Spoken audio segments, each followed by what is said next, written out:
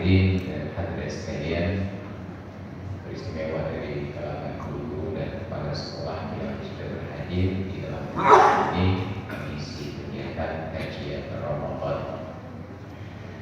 Judul materi kita adalah fikih Ramadan. Fikih oleh para ulama diartikan secara etimologis adalah al-fahmu, memahami.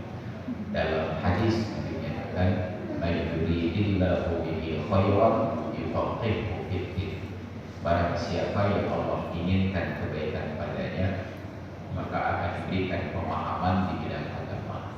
Jadi tidak disebut oleh Nabi akan diberikan hafalan di bidang agama, tapi yang diberikan adalah pemahaman.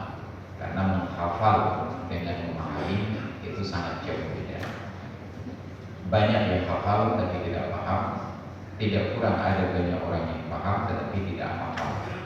Maka dua-duanya berkolaborasi. Jadi kalau sekedar menghafal, maka sepatutnya di dalam Islam sebagai sejarahnya yang paling hebat itu adalah Imam Bukhari dan Imam Muslim. Itu ulama besar ahli hadis paling hebat.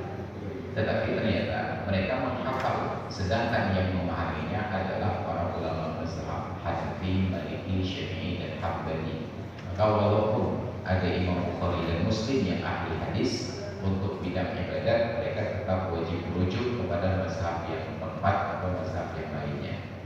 Imam-imam mazhab ini sekalipun sangat alim dan memahami, tetapi dasar mazhab mereka juga dikonversi kembali kepada hadis dengan kualitas tertinggi, dan itu berada pada Bukhari dan Muslim. Maka saya ingin jelaskan di awal pertemuan kita ini, karena sekarang banyak sekali media untuk menyerap ilmu yang kadang-kadang sangat disayangkan. Media itu baik sebenarnya, tetapi ketika salah posisi memahami menjadi buruk. Sekarang banyak sekali ustaz-ustaz muda seperti saya ini yang terlalu gampang berfatwa, hanya baca satu ayat, sampaikan satu hadis, langsung keluar satu hukum dengan mengabaikan apa yang telah diijtihadkan oleh para ulama di masa lalu. Kita merasa dengan hafal satu ayat dan satu hadis kita sudah sangat alim. Ini yang harus dijelaskan di awal. Seharusnya merujuk kepada pendapat-pendapat ulama di masa lalu.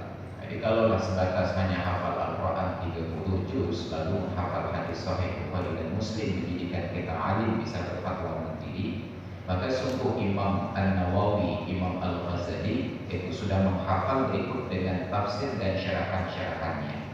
Mereka tidak berani untuk berfatwa mandiri. Mereka tetap harus merujuk kepada apa yang telah dihasilkan oleh ulama-ulama sebelumnya. Jadi ini yang harus kita pegang di awal, menjadi pedoman dan panduan kita. Yang kedua adalah bahwa puasa Ramadan dengan selain Ramadan yang membedakan hanya siklusnya saja dari sisi praktik. Pada bulan selain Ramadan kita diajarkan oleh Rasulullah dan oleh para sahabat untuk beraktivitas makan dan minum sejak terbit fajar sampai sebelum terbenam matahari. 11 bulan. Ketika Ramadan datang, siklusnya diubah menjadi makan dan minum sejak terbenam matahari sampai sebelum terbit fajar. Dan ternyata dua-duanya ini dilanggar. Pada bulan yang lain kita makan sampai malam. Ini malam begitu ke rumah mana makanan beda-beda. Yang campur udah ngomong. Itu bahasa jadi.